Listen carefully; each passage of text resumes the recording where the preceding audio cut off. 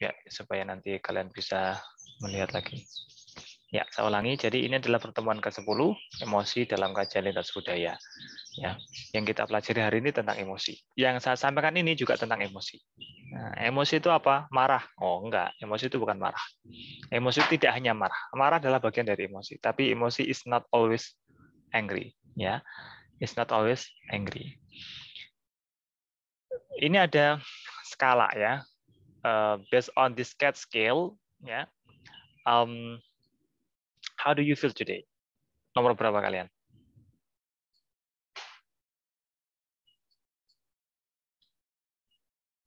Nomor berapa? Nomor 5, Pak. Mungkin 2, Pak. Nomor 3, Pak.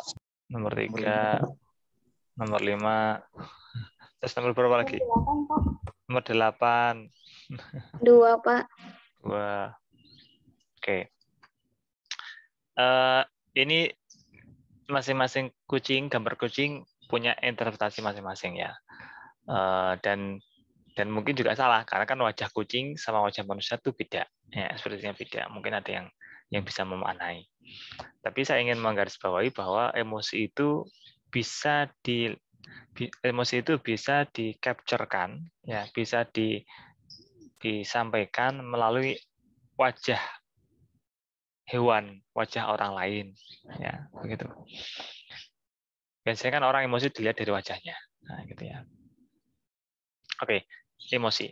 Kemudian outline materi hari ini tentang pengantar, teori-teori umum tentang emosi, beberapa fungsi emosi, beberapa kajian lintas budaya tentang emosi. Jadi ada 4 hal ini. Ketemu beruang di hutan. Apa yang akan kalian lakukan? Kalau andai kata kalian ketemu sama hutan ketemu beruang di hutan, apa yang akan kalian lakukan? Kabur, Pak, lari. Lari. Terus apa lagi? Teriak, Pak. Teriak. Terus apa lagi? Menyamar, Pak. Nyamar jadi apa? Diam gitu, Pak. Jadi gak bergerak. Oh, jadi patung. Ya. Pilihannya kan ada 2. Takut dulu, baru lari. Atau lari dulu, baru takut. Takut dulu, Pak, baru lari, Pak. Takut. Lari dulu, Pak. Takut dulu, baru lari. Apa lari dulu, baru takut? Lari dulu. Lari dulu, Pak. Lari dulu. Nggak pernah lari, Pak. Ya, belum tentu juga dong. Oh, iya. Kan nggak harus lari. Ya, takut itu nanti bisa teriak, bisa apa. Ya, ini adalah salah satu case ya yang mungkin akan pernah atau akan dihadapi. Oke, jadi itu emosi ya. Emosi kita tuh dilihat dari mana? Dari ekspresi nanti. Kemudian dari reaksi juga bisa. Sekarang kita menuju ke pengantar. Emosi memberikan warna pada kehidupan kita. Andai kata orang itu nggak punya emosi loh ya, bukan marah ya, emosi. Maka dunia ini nggak akan bisa ada warnanya. Ya, nggak akan ada warnanya. Sehingga di sini penting sekali untuk memiliki emosi, ya, untuk memiliki emosi. Ya, emosi itu apa sih? Emosi itu adalah atau emosi dalam hal ini materi ya, bukan emosi marah. Emosi dalam hal materi, apa itu emosi dan apa yang kita sebut dengan emosi. Kadang orang nyebutnya emosi itu marah, padahal bukan. Ya, memang marah adalah bagian dari emosi. Jadi kalau menurut James, ya William James, ada sebuah hasil, ya, atau emosi itu adalah sebuah hasil dari ekspresi perilaku kita terhadap sebuah stimulus yang menghasilkan reaksi tersebut. Jadi respon, ya, respon kita. Ya. Contohnya melihat singa, kemudian dia lari, kemudian takut. Ya. Lari dulu, baru takut, atau takut dulu, baru lari. Mana tadi yang benar? Takut dulu. Takut dulu, baru lari. Ya. Kalau lari dulu baru takut, disebut dengan emosi nggak nanti?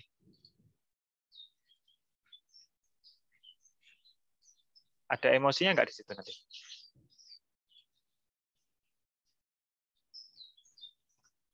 Ada nggak? Ini orangnya ada nggak ini? Halo? ini orangnya ada nggak ini kok sepi semua ini jadi Zoom nggak sih? Yang saya nggak suka Zoom tuh kayak gini loh. Yang ngomong hanya saya sendiri, saya tuh paling nggak suka. Buat apa ada Zoom? Ayo. Jadi kalau Zoom kalian harus siap semuanya. Harus siap, harus kompak. Ayo kita Zoom, ada komunikasi, two-way communication. Kalau nggak ada two-way communication, ya lebih baik nggak usah bikin Zoom aja. Mending bikin video aja. Kalau lari dulu, baru takut, atau takut dulu baru lari, disebut dengan orang itu punya emosi nggak? Punya, Pak. Punya, Pak. Punya. Apa emosinya? Takut. Takut. Takut itu berarti bagian dari Rasa emosi. takut. Rasa takut. Ya. Jadi yang menyebabkan dia lari itu karena dia punya perasaan takut itu, atau karena ada apa tadi, singa? Karena ada perasaan takut, Pak. Takut ya singa, Pak, makanya dia lari, Pak. Takut dengan singa, makanya dia lari. Jadi yang membuat dia lari adalah si rasa takutnya itu, apa si singanya? Takut. Rasa takut, Pak. Karena rasa takutnya, Pak. Memunculkan rasa takut. Berarti apanya? Rasa takut. Rasa takutnya, Ya, bukan singanya. bukan. Soalnya kalau itu kan pawang singa juga nggak lari karena ada singa. Gimana? Sorry, Dewi, dikurangi Dewi, diulangi. Kalau itu pawang singa kan nggak lari kalau ada singa. Kan udah tahu itu. Aku kehilangan suaramu yang pertama. Itu kalau apa? Kalau pawang singa kan nggak lari kalau ada Pohon singa? Pawang. Pawang singa. Oh, pawang. Kalau pawang singa, dia nggak lari, ada singanya. Oh, berarti yang membuat dia lari itu adalah rasa takutnya, bukan singanya ya? Iya, Pak. Rasa takut. Rasa takutnya. Ayo, nah yang lain gimana? Ayo, yang takut apa ini? Yang Karena bukan- singa, Pak. Hah? Karena singanya, Pak. Karena singanya. Iya. Lah, Karena terus- singa itu kemudian membuat individu itu merasa takut, kemudian dia lari. Lah itu si kata Dewi, si pawang singa. Oh, beda, Iya. Pak. Kalau pawang singa itu kan konteksnya dia sudah terlatih, Pak, untuk menghadapi singa. Berarti dia tidak lari, si pawang singa dia tidak lari karena Karena dia sudah terlatih untuk menghadapi singa. jawabannya Karena kan kalau singanya tidak takut, Pak. gimana? Gimana Indra? Karena pawang singanya tidak takut. Iya, Nah, makanya ini dia menarik lagi nih. Zufar, coba kalau kamu alasanmu adalah yang membuat takut itu adalah apanya? Zufar tadi? Singa, Pak. Singanya Singa, kan? Pak. Ya. Itu di counter jawabanmu tuh oleh Indra. Karena si pawang singa tidak takut, makanya dia tidak lari. Iya, Pak. Nah, iya. Coba ayo. Jadi yang membuat orang itu lari itu apakah si singanya atau rasa takutnya? Ayo, coba. Rasa takutnya, Pak. Rasa takutnya, Weni. Bukan singanya. Bukan. Apa logikanya apa? Cara berpikirmu gimana coba? Saya sepakat tadi sama yang dikatakan Dewi, kalau misalnya pawang singa atau orang-orang yang sudah biasa untuk ketemu singa itu, dia tidak akan memiliki rasa takut, dia juga tidak akan lari kalau ada singa, karena kalau pawang singa kan kayak mungkin justru dia akan lebih senang kalau ketemu sama singa di hutan kayak gitu, Pak. Kalau orang yang baru lihat singa kan otomatis akan di tengah hutan itu, kalau dia akan di tengah hutan dia akan takut, otomatis itu akan lari kalau ketemu singa, apalagi di tengah hutan, Pak, kayak gitu. Oke. Kalian nangkap nggak arah pembicaraan saya? Jadi yang membuat takut itu apanya? Membuat takut. Yang membuat lari itu apanya? Rasa takutnya. Rasa takutnya. Bukan singanya, bro. Sis. Iya nggak? Loh, nyatanya ada orang yang dia jadi pawang singa. Ya kan? Dia ada singa tuh nggak lari. Jadi singa itu nggak masalah. Yang membuat dia kok bisa lari itu karena dia takut. Jadi karena takut orang itu lari. Kalau dia nggak takut, makanya dia nggak lari. Meskipun di situ ada singa, ada ular, ada buaya, Pernah lihat nggak video anak kecil sama ular? Ularnya malah dibuat mainan. Pernah lihat? Pernah, Pak. Iya kan? Pernah, Pak. Kok dia nggak takut, nggak lari? Ya karena dia nggak takut, maka dia nggak lari meskipun di situ ada ular. Paham ya? Jadi, dan itu kalau kita runtut, kenapa orang itu lari? Karena respon tubuh ini itu melihat. Nih, mata ini, otak ini. Otak ini dalam tubuh kita ada korteks otak kan, ya kan? Korteks ini dia akan memberikan respon yang sangat cepat kepada fungsi tubuh yang lain, tangan, kaki, itu ketika melihat. Jadi when you are seeing, when you are looking at something yang itu sangat menakutkan, maka nanti akan membuat, misalkan kalian melihat hantu, tiba-tiba langsung berdiri tuh, duduk-duduknya kan. Itu langsung takut. Nah, karena merespon takut itu, ya, maka tubuh ya dari pikiran, emosi, kepikiran itu akan memberikan stimulus ke yang lain, ke anggota tubuh yang, ayo bangun. Kalian takut loh, takut, ayo. Oh. Akhirnya kakinya lari. Hanya semua badan lari. Jadi yang membuat takut itulah karena yang membuat lari itu adalah karena emosi. Paham ya? Yang membuat kita jadi marah, yang membuat kita jadi bukan marah ya, apa namanya? Kalau marah itu masih emosi. Setelah emosinya, ya, jadi reaksi tubuhnya. Kalau lari kan reaksi tubuh ya.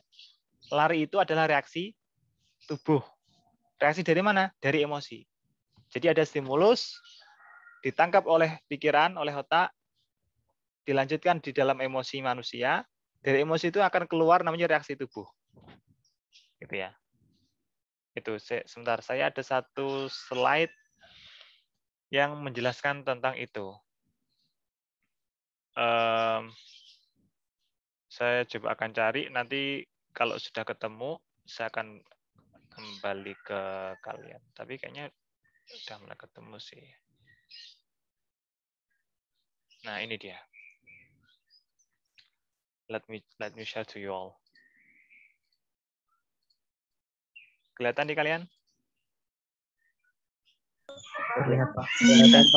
Jadi attention itu kan stimulus kan, ada yang sesuatu perhatian itu masuk ke dalam pikiran kita nih, ke thought, how you think. Nah dari situ kemudian masuk ke emosi, how you feel, marah, sedih, ya. Dari emosi itu akan merespon ke dalam tubuh, how your body bereaksi. Dari tubuh itu nanti akan membentuk perilaku, lari, nangis. Orang yang gugup disuruh ngomong di depan publik dia gugup. Aduh, gugup kan? Nggak percaya diri. Tubuhnya akan keluar tuh reaksinya apa? Berkeringat. Ya, gitu. Paham ya dari sini ya? Paham? Paham, Pak. Oke, saya akan kembali ke slide. Slide-nya mana ini?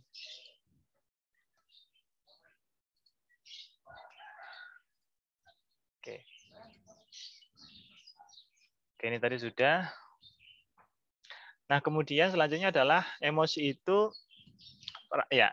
perasaan yang menyertai pikiran, tidak pernah berdiri sendiri ya dia.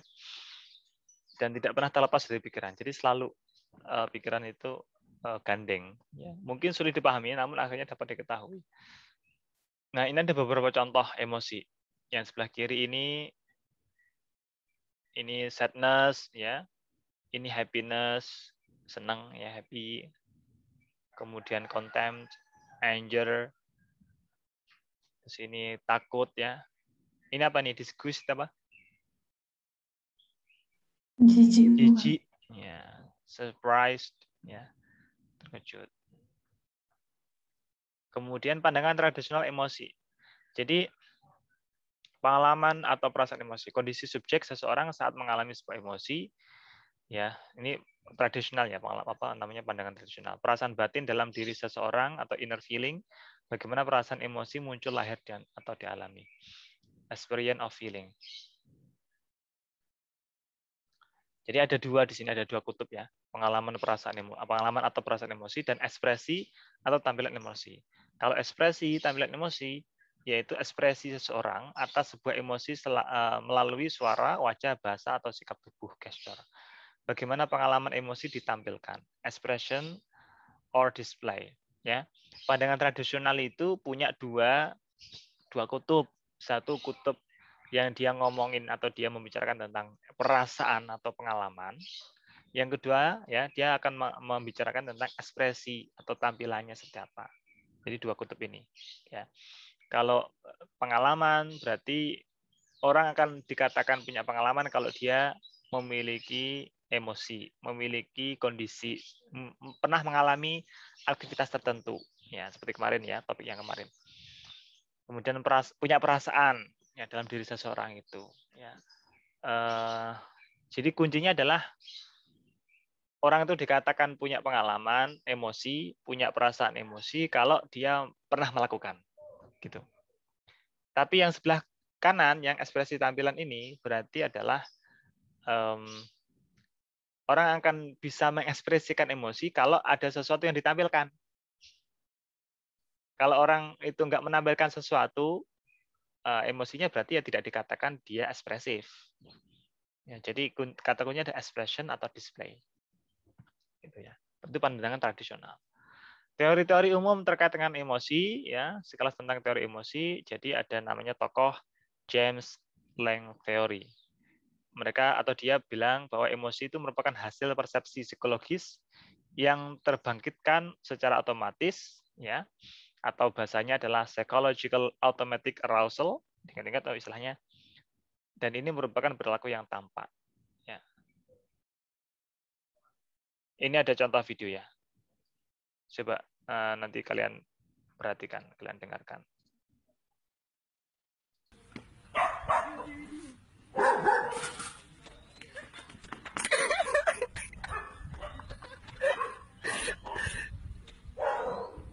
Banyu.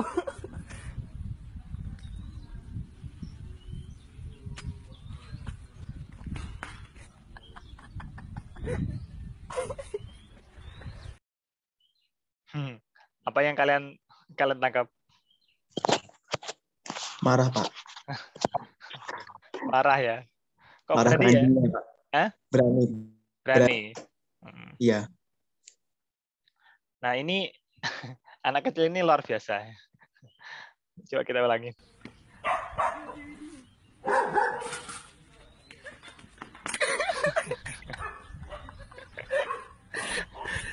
Itu adiknya. Banyu. Adiknya Zufar. Ya. Nah, kalau ini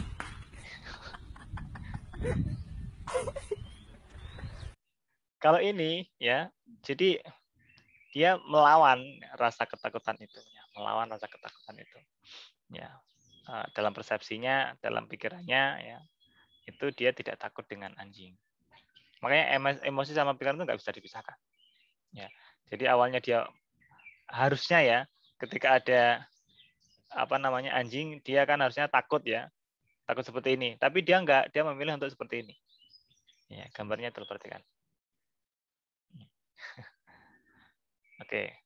Nah ini berarti di sini nanti ada sesuatu yang awalnya dia freeze dulu. Ketika ada yang jenggongi anjing teriak-teriak ya, dia diam dulu. Nah dia punya dua pilihan, apakah dia mau fight, mau lari, atau mau fight, melawan. Nah, gitu. Ya. Jadi di sini teorinya James Lange Theory. Kemudian Cannon Bird Theory, ya, psychological automatic arousal terlalu lambat. Ya. Jika harus mengkalkulasi, sehingga reaksi fisik tidak bergantung pada reaksi emosional, begitupun sebaliknya justru keduanya terjadi secara bersamaan. Jadi misalkan kita melihat beruang, ya, maka secara bersamaan akan mengalami dan merasakan ketakutan. Ada anjing, kita langsung takut. Secara bersamaan. Jadi jadi kalau Cannon Bird Theory ini dia tidak mendebatkan mana yang duluan. Kalau yang tadi di awal-awal saya tanya pawang ular takut lari atau enggak, ya kita takut sama ular, mana yang duluan? Apa yang membuat lari? Itu berarti kan bukan teorinya Cannon, itu teorinya James ini. Ya. Kalau yang kedua nih Cannon-Burt teori ini, jadi itu bersamaan, nggak ada kesempatan. Takut aku tak lari ya, enggak, tapi langsung bersamaan. Paham ya? Aduh, sebentar.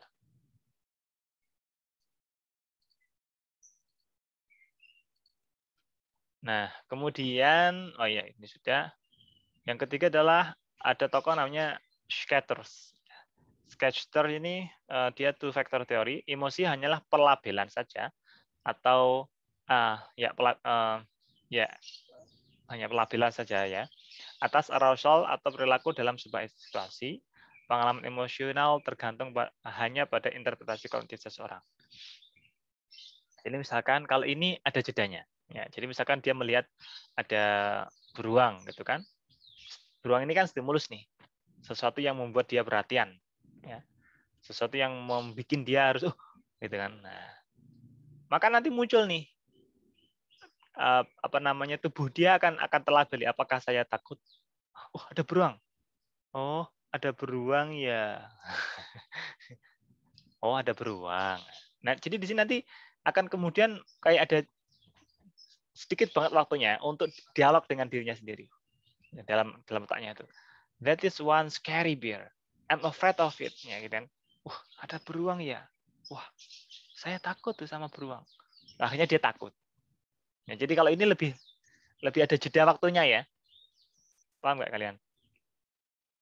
Ada jeda waktu untuk ngomongin ngomongin itu tadi perasaannya, pikirannya. Ya, gitu. Kemudian nah, ini teori. Jadi ada itu tadi ya. Jadi di sini akan ada rekapnya, akan ada kesimpulannya. Jadi yang pertama ibarat kata seperti mobil ya. Anda sedang naik mobil ya kan? Dan mobil itu adalah stimulus. Anda naik mobil, dari depan ada mobil lagi. Ya. Ini stimulus nih, mobil yang di depan itu stimulus. Maka akan dibagi menjadi 3. Pertama, kalau menurut James Lange's teori, ya, maka akan pounding heart arousal, maka akan muncul, ya, akan ada muncul tiba-tiba, ada stimulus ya, saya takut. Nah, yang membuat dia kemudian lari atau ngebut atau berhenti atau apa itu adalah rasa takutnya itu, emosinya itu. Ini teori yang di awal tadi, ular sama pawang, ya, atau beruang sama apa tadi, yang lari tadi. Nah, tapi kalau yang Cannon-Burt teori ini itu digabung, di mix, ya, di mix. Nah, Scatter-Singer two factor teori ini lebih lama lagi daripada James Lange teori. Jadi ketika dia takut, oke, saya takut, saya takut ya, gitu. Dan baru muncul tuh emosinya. Ya, jadi ini kesimpulannya. Paham dari sini? Dari sini kalian paham nggak kesimpulannya? Coba paham. Ya, salah paham ya. Oke. Fungsi emosi memainkan peranan dalam perilaku individu. Ya, beberapa fungsi emosi ada istilahnya namanya preparing us for an action. Ya, jadi misalkan awas ada anjing galak, ya, maka apa yang akan kita lakukan? Sebagai penghubung peristiwa eksternal dengan respon perilaku individu. Anjing itu kan eksternal ya, bukan bagian dari kita. Nah, maka nanti ketika kita bertemu dengan seekor anjing, maka reaksi tubuh adalah emosi, takut. Kemudian barulah ke reaksi emosi. Dari situ nanti akan terbangkitkan ya sistem saraf otonom menyiapkan sebuah tindakan darurat yaitu lari. Karena kita melihat anjing, ada sesuatu yang di luar. Akhirnya kita mempersiapkan untuk apa ya kalau ada anjing sebaiknya? Apakah saya harus diam? Apakah saya harus lari? Enggak, ini lari aja. Akhirnya lari. Itu berarti fungsinya emosi adalah menyiapkan, ya, bukan teori lagi nih, tapi fungsinya emosi adalah menyiapkan saya harus ngapain. Ya. Yang kedua, shaping our future behavior. Kita pernah misalkan digigit oleh ular atau oleh anjing gitu ya. Maka begitu kita tahu akan ada anjing lagi, kita akan tahu, besok kalau ada lagi saya pasti sudah bisa mengantisipasi. Jadi membantu menyediakan simpanan respon, reaksi untuk perilaku di masa yang datang. Pernah dikejar anjing, maka ketika bertemu dengan anjing, kita akan tahu apa yang harus kita lakukan. membentuk perilaku yang entah itu menghindar atau malah melawan kayak si anak kecil tadi. Besok kalau udah ketemu lagi, gitu. Itu fungsi dari emosi yang kedua. Yang ketiga adalah helping us to regulate social interaction. Ya. Jadi emosi ini diekspresikan membantu kita untuk bagaimana seharusnya kita tuh berinteraksi dengan orang lain, dengan teman, dengan sesama, ya. Mengatur itu. Ya, misalkan ada teman curhat, aku boleh curhat nggak? Boleh curhat. Terus dia cerita segala macam kan, sampai urusan personal issues. Kemudian kalian merespon. Responnya kalian apa? Oh, kasihan banget ya. Oh, gitu ya. Nah, gitu. Bukan ada orang nangis kalian diem aja. Malah ketawa-ketawa. Hahaha. Ada orang nangis kalian ketawa-ketawa. Jadi emosi itu membantu kita meregulasi itu ketika kita berinteraksi dengan orang lain. Contoh bertemu sahabat yang sedang tampak sedih, maka ekspresi kesedihannya memberitahukan kepada kita bahwa kita sebaiknya nggak boleh ngajak dia bersedekah gurau. Mau lagi sedih diajak ke sedekah gurau. Nggak boleh kan? Kalau dia sedih ya kita ikut paling nggak iba atau bagaimana. Gitu. Yang topik terakhir yang akan kita dapat adalah kajian lintas budaya, ya. Bagaimana lintas budaya melihat emosi. Jadi ada 3 komponen di sini. Pertama, perubahan fisiologis wajah. Jadi lintas budaya itu melihat bahwa ketika orang itu terjadi emosi, maka dalam wajahnya itu ya secara fisiologis terjadi perubahan. Otak juga begitu, tubuh juga begitu. Ada proses kognitif di dalamnya, seperti interpretasi suatu peristiwa, dan ada pengaruh budaya yang membentuk pengalaman serta ekspresi emosi. Pengalaman berarti itu apa yang mereka alami, ekspresi berarti apa yang mereka tampilkan. Ingat-ingat loh, 2 itu ya. Ya, pengalaman itu berarti apa yang mereka alami, ya. Ekspresi emosi berarti sesuatu yang mereka tampilkan. Setiap budaya atau kebudayaan memiliki stereotip emosi yang berbeda-beda dan cara berbeda pula dalam menanggapi emosi itu. Jadi mengekspresikannya juga beda-beda. Terkadang masih sering terjadi atau terdengar gitu ya stereotip kesukuan yang menunjukkan pengungkapan ekspresi emosi. Orang Jawa sama orang Batak lebih keras mana? Batak. Orang Batak. Orang Batak. Ya, kemudian orang Jawa sama orang Madura lebih keras mana? Madura. Nah, Madura. Yang kita lakukan ini tadi itu adalah stereotip kesukuan. Orang Jawa Sunda halus sopan, merasa senyum. Orang Batak kasar, intonasi keras, wajah sangar, misalkan gitu. Jadi anggapan-anggapan seperti itu sebenarnya adalah kajian lintas budaya. Orang Jawa Sunda menganggap sebagai kekasaran, tapi bagi orang Batak justru kejujuran. Ada orang Batak di sini? Ada nggak? Nggak ada ya. Orang Jawa dan Sunda menganggap kehalusan, ya. Bagi orang Batak adalah kemunafikan dan kelemahan misalkan. Nah, ya kan? Nah, ini kajian lintas budaya itu kayak gini nih. Ya. Nah ini coba kalian lihat di sini mana yang dia benar-benar menunjukkan wajah senyum. Nomor 1, 2, 3, 4. Nomor 4, Pak. Nomor 4. Nomor 4, Pak. Dari mana kalian tahu? Mata. Matanya. Ya. 7 ekspresi emosi universal pada dasarnya dialami oleh setiap manusia, entah itu dari manapun ras budaya. Ekspresi yang dihasilkan seseorang merupakan pengaruh gabungan faktor biologis seseorang dan faktor budaya. Ketika cultural display rule, ya aturan budaya untuk pengungkapan emosi itu tidak mengubah ekspresi, maka ekspresi wajah universal emosi akan ditampilkan. Display rule dapat bertindak seperti masker. Ya. Mana gambar yang menunjukkan ekspresi senyum? Jawabannya nomor 4 ya tadi ya? Iya, Pak, nomor. Iya, Pak, nomor 4. 4 apa nomor 3? 4, Pak. Nomor 4. Lihatnya dari mana? mata. Mata. Dari matanya. Kalau nomor 3 apa dong? Sedih kayaknya, Pak. Biasa aja, Pak. Datar. Ya, kita nggak tahu ya. Tapi mungkin bisa jadi nomor 4. Apakah yang membedakan antara orang Amerika dengan orang Jepang dalam hal emosi kemarahan?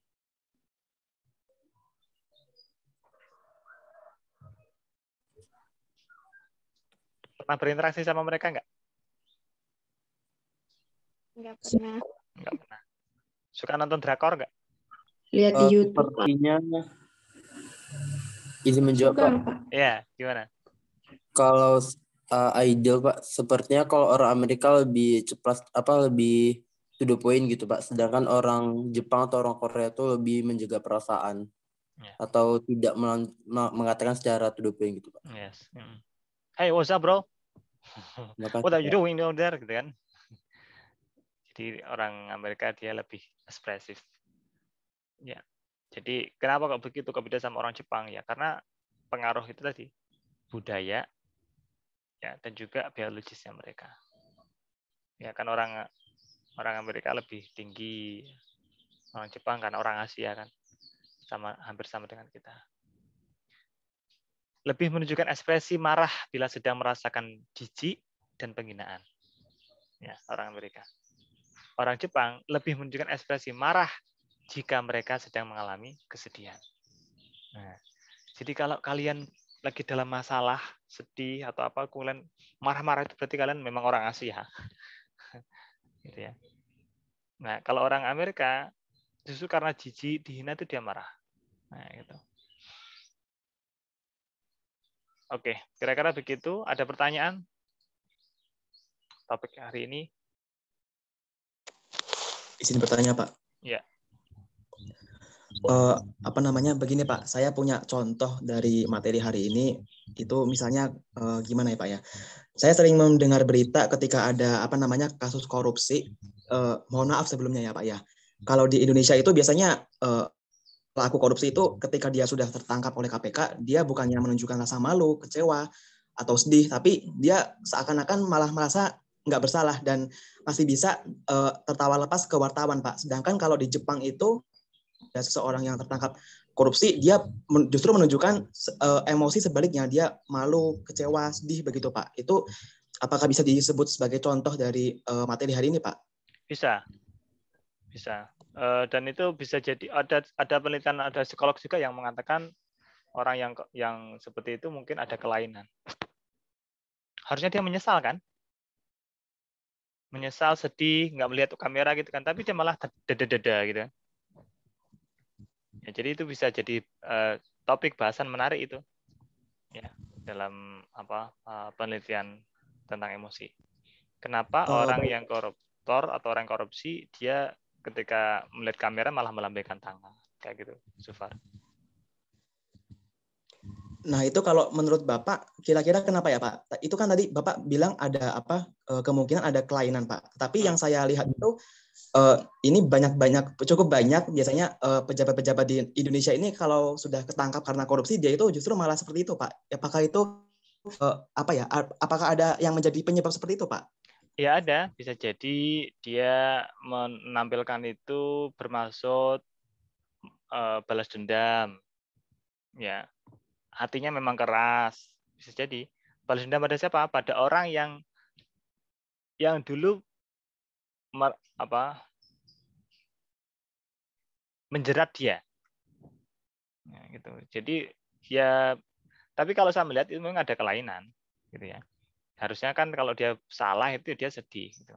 Tapi kalau dia malah senyum itu ada kelainan, gitu. Ada kelainan. Ada sesuatu yang entah itu ada pengalaman, gitu. Ada pengalaman di masa lalunya, entah itu dia bisa dibawakan polisi itu karena dia terperangkap sehingga dia merasa supaya dia nggak kelihatan kalau dia itu sedih karena diperangkap kan, dia kemudian senyum. Ya, kalau dia sedih berarti kan dia menunjukkan dia kalah. Tapi kalau dia senyum berarti kan, meskipun aku di penjara aku tetap senyum, tetap senang. Jadi sebenarnya kamu tuh yang membuat saya bisa di penjara itu nggak ada apa-apanya. Saya tetap masih senang kok. Kan gitu. Ya, jadi kalau itu case-nya harus dibahas lebih mendalam, Zufar. Gitu ya. Sama misalkan kalau kalian dibully oleh orang, kalian sedih, kalian nangis, yang ngebully senang apa enggak? Halo, saya hilang, keluar sendiri. Halo, suara saya jelas ya? Sudah jelas Pak. Ya, saya ke pental. Jadi samanya misalkan kita dibully. Kalau kita dibully kemudian kitanya sedih, nangis, orang yang ngebully senang nggak? Senang kayak Senang kan? Kenapa? Karena kita ngasih panggung. Kalau kita dibully, coba kalian lawan tuh orang yang dibully, dipukul balik, misalkan atau di apa. Oh, kita akan menunjukkan bahwa kita tuh kuat, nggak lemah. Paham ya? Oke, satu lagi pertanyaan ada? Saya ada rapat sebenarnya jam 8, cuma saya bilang saya masih ngajar dulu. Sudah tidak ada?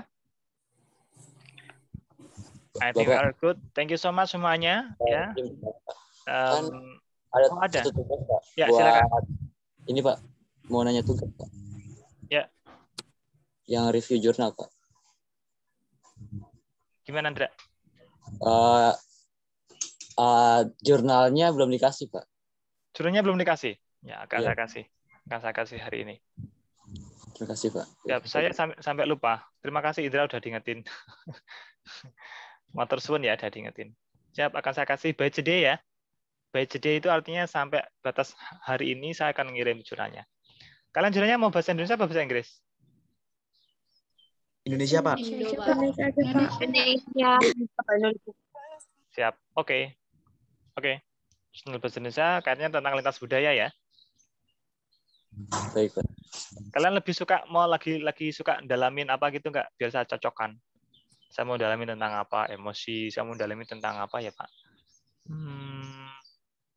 Bahasa. Kayaknya ada sih udah tak simpen kemarin tuh. Cuman belum tak send jurnal. Oke, nanti saya akan kirim ya di grup ini aja ya, di grup WhatsApp ya. Sama nanti saya upload juga di learning. Thank you. Sudah ya? Sudah, Pak. Matur suwun, jaga kesehatan semuanya, lahir batin. Sampai jumpa di pertemuan selanjutnya. Assalamualaikum warahmatullahi wabarakatuh. Waalaikumsalam. Terima kasih banyak, Pak.